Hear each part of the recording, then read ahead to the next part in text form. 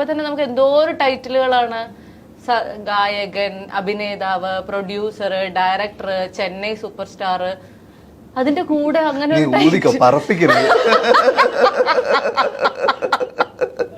അല്ല ചേട്ടാ, എനിക്ക് ചില സമയത്ത് ഇങ്ങനെ അസൂയ തോന്നാറുണ്ട്. ഒരു മനുഷ്യന് എങ്ങനെയാണ് ദൈവം എല്ലാ കഴിവുകളും കൂടെ കൊടുക്കുന്നതെന്ന്, ഒരു മനുഷ്യന് എങ്ങനെയാണ് എല്ലാ പണിയും ഒരുമിച്ച് കിട്ടുന്നതെന്നാണ് ഞാൻ ആലോചിക്കുന്നത്. വർഷങ്ങൾക്ക് ശേഷത്തിന്റെ ഏതെങ്കിലും പാർട്ട് ചെന്നൈയിൽ എടുക്കാൻ ആഗ്രഹിക്കുന്നുണ്ടോ, ആലോചിക്കുന്നുണ്ടോ?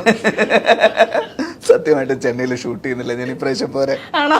പക്ഷെ പടത്തില് ഇച്ചിരി കേട്ടോ ഫ്ലേവർ വരും. ഷാൻ റഹ്മാൻ വർഷങ്ങൾക്ക് ശേഷം എന്ന് പറഞ്ഞ സിനിമയിൽ അഭിനയിക്കുന്നുണ്ട്. മ്യൂസിക് ഡയറക്ടർമാരെയും നിങ്ങൾ എല്ലാരും കൂടെ അഭിനയിക്കാൻ തീരുമാനിച്ചു?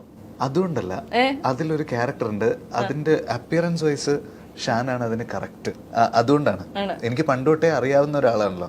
അപ്പൊ അവന്റെ ബോഡി ലാംഗ്വേജും അവന്റെ ലുക്കും ഒക്കെ വെച്ചിട്ട് അവൻ കറക്റ്റ് ആയിരിക്കും. സ്വഭാവം എന്തായിരിക്കും ചേട്ടാ? ഈ സാധനം അതെ, കുറുക്കന്റെ റൈറ്റർ ഞങ്ങൾക്ക് തന്ന എയർപോർട്ടാണ്, പക്ഷെ സ്ഥിരമായി നിലത്ത് പോയിക്കൊണ്ടിരിക്കുകയാണ്. അത് പോട്ടെ ചേട്ടാ, ഹാർലിനി ഞാൻ എന്റെ കൈ നിന്നിട്ട് ചോദിച്ചോളൂ.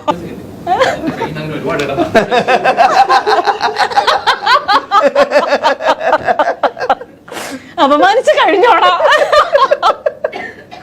ചേട്ടനെ ഞാൻ ഒട്ടിച്ചേരാം അല്ലേ? എന്നെ ഒട്ടിച്ചോണ്ടിരിക്കാണല്ലോ. ചേട്ടന് വയ്യെങ്കിൽ എന്താ, ചേട്ടന് പറ്റുന്ന പോലെയൊക്കെ ചേട്ടൻ അടിക്കുന്നുണ്ട് കേട്ടോ. ഓക്കേ.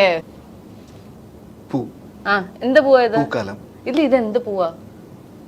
താമര. താമരക്കിളി പാടുന്നു തേതി. അല്ലല്ല, താമര. താമര നൂലിനാൽ അല്ല, ഇതെന്തായിട്ട് വരും ഇങ്ങനെ? താമര മാനോ? അല്ല, എങ്കിൽ ശരി, ഞാനിന്റെ മുദ്ര കാണിക്കാന്ന് വിചാരിച്ചിട്ട്. താമരക്കിളി. വേറെ പര്യായം ഇതെന്താ? ഇത് പർദ്ദ. താമര പർദ്ദ അല്ല, ഇതെന്താ ഇങ്ങനെ ഇങ്ങനെ ഇടുന്ന സാധനത്തിന്റെ പേരെന്താ? തട്ടം. ആദ്യത്തെന്താ? താമര. താമര മാൻ ചേട്ടാ, മാൻ. താമര കുരുവിക്ക് തട്ടിടായിരുന്നു ചേട്ടന്. ഇതിനകത്ത് ഇതിലേത് കളന വേണം ചേട്ടന്? ഈ മാധവന് വെക്കട്ടെ? എന്താ മാധവനുമായിട്ട് ബന്ധപ്പെട്ട ചേട്ടന്റെ ഒരു സ്വഭാവം? മാധവൻ മോഷ്ടിക്കുന്നൊന്നും ചേക്ക് വിട്ടു പോകും ചേട്ടാ. ഇത് കൊടുക്കായി, ഞാനത് കടന്നു വെച്ചേക്കുവായിരുന്നു.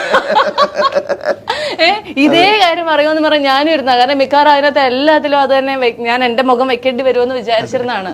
അങ്ങനെയാണെങ്കിൽ ചേട്ടൻ ഒരു മോഷ്ടിച്ചത് പറഞ്ഞു. ഞാൻ എയർപോർട്ട് മോഷ്ടിച്ചിട്ട് അതുകൊണ്ടൊരു കാര്യമില്ലല്ലോ. സത്യമാണോ? പറയല്ലേ ചേട്ടാ, എല്ലാരും കളിയാക്കൂലേ.